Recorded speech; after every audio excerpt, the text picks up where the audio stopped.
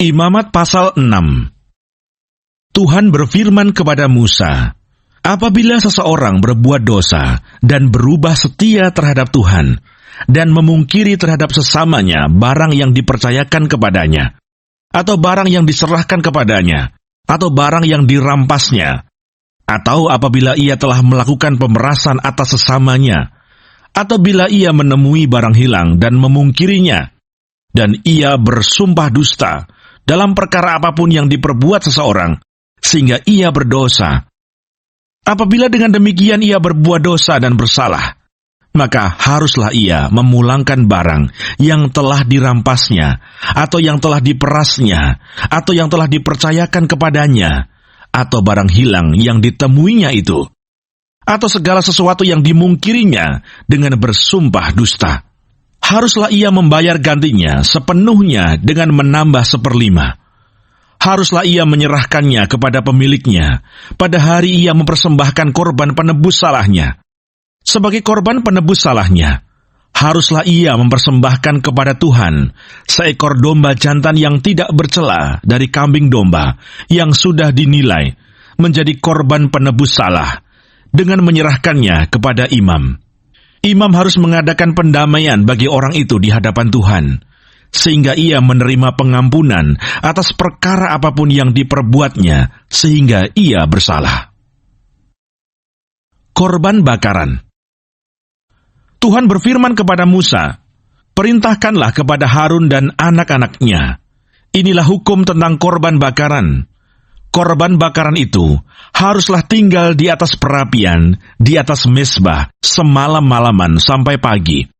Dan api mezbah haruslah dipelihara menyala di atasnya. Imam haruslah mengenakan pakaian lenannya dan mengenakan celana lenan untuk menutup auratnya. Lalu ia harus mengangkat abu yang ada di atas mezbah sesudah korban bakaran habis dimakan api, dan haruslah ia membuangnya di samping mezbah.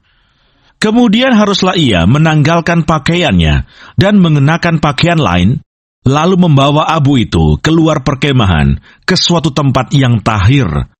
Api yang di atas mezbah itu harus dijaga supaya terus menyala. Jangan dibiarkan padam. Tiap-tiap pagi imam harus menaruh kayu di atas mezbah, mengatur korban bakaran di atasnya, dan membakar segala lemak korban keselamatan di sana. Harus dijaga supaya api tetap menyala di atas mezbah. Janganlah dibiarkan padam. Korban sajian.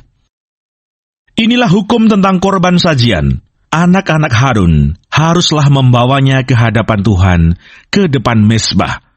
Setelah dikhususkan dari korban sajian itu, segenggam tepung yang terbaik dengan minyak, serta seluruh kemenyan yang di atas korban sajian itu, maka haruslah semuanya dibakar di atas mezbah, sehingga baunya menyenangkan sebagai bagian ingat-ingatannya bagi Tuhan.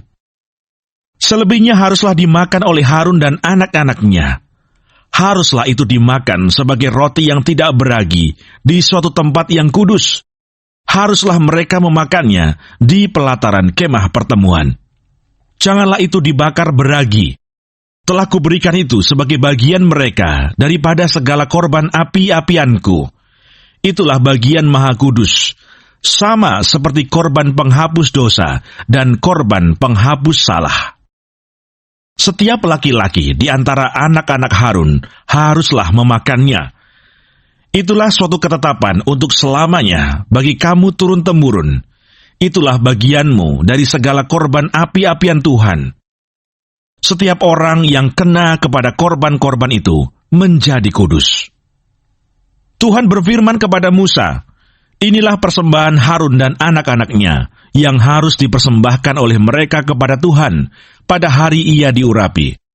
1/10 eva tepung yang terbaik sebagai korban sajian yang tetap, setengahnya pada waktu pagi dan setengahnya pada waktu petang.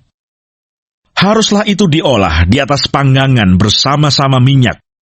Setelah teraduk haruslah engkau membawanya dan mempersembahkannya sebagai korban sajian, sesudah dibakar dan berpotong-potong sebagai bau yang menyenangkan bagi Tuhan. Dan imam dari antara anak-anaknya yang diurapi sebagai penggantinya haruslah mengolahnya. itulah suatu ketetapan untuk selamanya. Seluruhnya haruslah dibakar bagi Tuhan. Tiap-tiap korban sajian dari seorang imam itu haruslah menjadi korban yang terbakar seluruhnya. Janganlah dimakan. Korban penghapus dosa. Tuhan berfirman kepada Musa demikian, "Katakanlah kepada Harun dan anak-anaknya, inilah hukum tentang korban penghapus dosa. Di tempat korban bakaran disembelih, disitulah harus disembelih korban penghapus dosa di hadapan Tuhan. Itulah persembahan Maha Kudus. Imam yang mempersembahkan korban penghapus dosa itulah yang harus memakannya. Haruslah itu dimakan di suatu tempat yang kudus, di pelataran kemah pertemuan. Setiap orang yang kena kepada daging korban itu menjadi kudus. Dan bila darahnya ada yang terpercik kepada sesuatu pakaian, haruslah engkau mencuci pakaian itu di suatu tempat yang kudus. Dan belanga tanah, tempat korban itu dimasak, haruslah dipecahkan. Dan jikalau dimasak di dalam belanga tembaga, haruslah belanga itu digosok dan dibasuh dengan air. Setiap laki-laki di antara para imam haruslah memakannya. Itulah persembahan Maha Kudus.